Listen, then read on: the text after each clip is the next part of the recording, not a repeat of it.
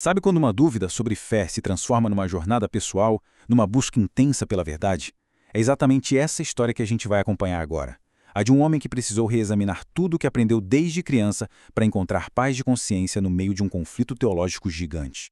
E essa é a grande pergunta, né? Como é que se encontra paz quando as nossas crenças mais profundas são colocadas à prova? A história de hoje mergulha de cabeça nessa luta pessoal, que na verdade reflete muitos dos grandes debates que acontecem por aí.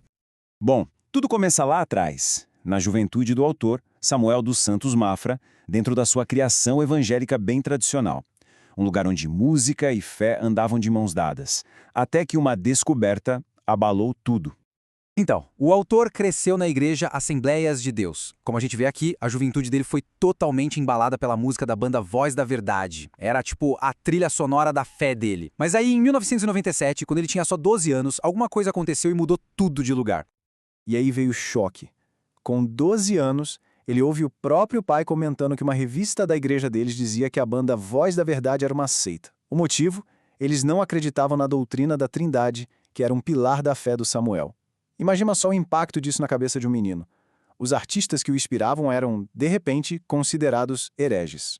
Mas essa revelação não causou uma rejeição de cara. Pelo contrário, aquilo acendeu nele uma vontade enorme de entender a história toda. Ele sentiu que precisava ouvir os dois lados.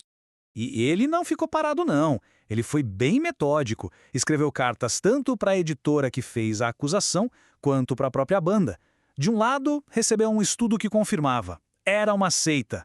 Do outro, recebeu um CD do pastor da banda explicando a doutrina deles. E o que ele fez? Decidiu estudar os dois materiais a fundo.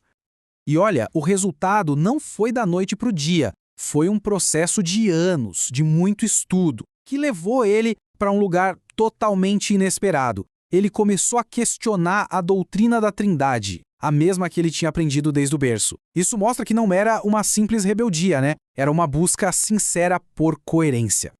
É aqui que a jornada dele fica ainda mais fascinante. Ao começar a observar e até participar de debates teológicos, o autor percebeu um padrão muito, mas muito estranho nos argumentos usados para defender a própria fé.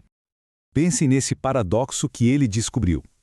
Quando os defensores da Trindade debatiam com os unicistas, que acreditam que Jesus é o Deus Pai, eles argumentavam que Jesus era, de certa forma, subordinado ao Pai. Uma lógica bem parecida com a das testemunhas de Jeová.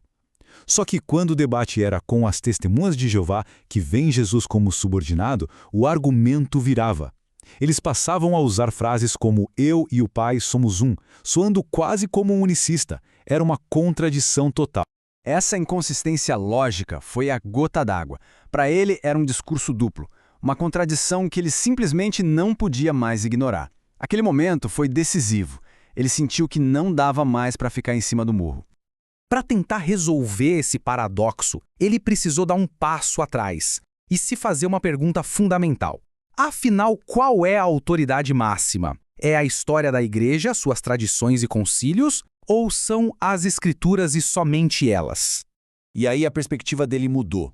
Ele começou a enxergar duas abordagens. De um lado, o que a gente pode chamar de cristianismo histórico, moldado por séculos de tradição. Do outro, um cristianismo bíblico, focado só na autoridade das Escrituras. E ele percebeu que os argumentos sobre a Trindade muitas vezes dependiam dessa tradição, enquanto os argumentos unicistas tentavam se basear só na Bíblia. Na visão dele, a perspectiva unicista resolvia o problema. Ao se concentrar só nas Escrituras, ele sentiu que essa doutrina evitava os dois extremos. Tanto a ideia de subordinar Cristo, quanto a ideia de acreditar em três deuses separados, o chamado triteísmo. Para ele, parecia um caminho biblicamente mais consistente. Mas a jornada dele não acabou numa conclusão intelectual, não. Ela foi mais fundo, sabe? Passou do debate de ideias para algo muito mais pessoal e unificador.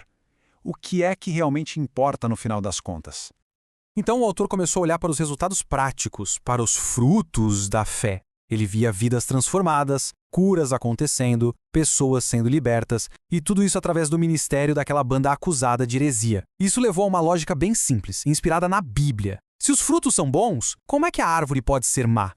Isso tudo o levou ao que ele considera o teste final, a prova definitiva da fé verdadeira. Não é a perfeição da doutrina, mas o amor que os fiéis demonstram uns pelos outros. Essa passou a ser a sua nova bússola.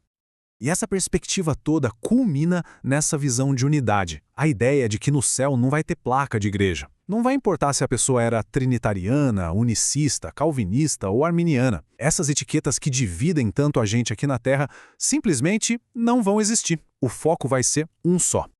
E a conclusão prática dessa jornada toda é um chamado à ação. Diante das divergências, a prioridade não deveria ser ganhar a discussão, mas sim buscar a paz. Ser rápido para ouvir, lento para falar e principalmente lento para se irritar. O objetivo é a unidade, não a vitória no argumento.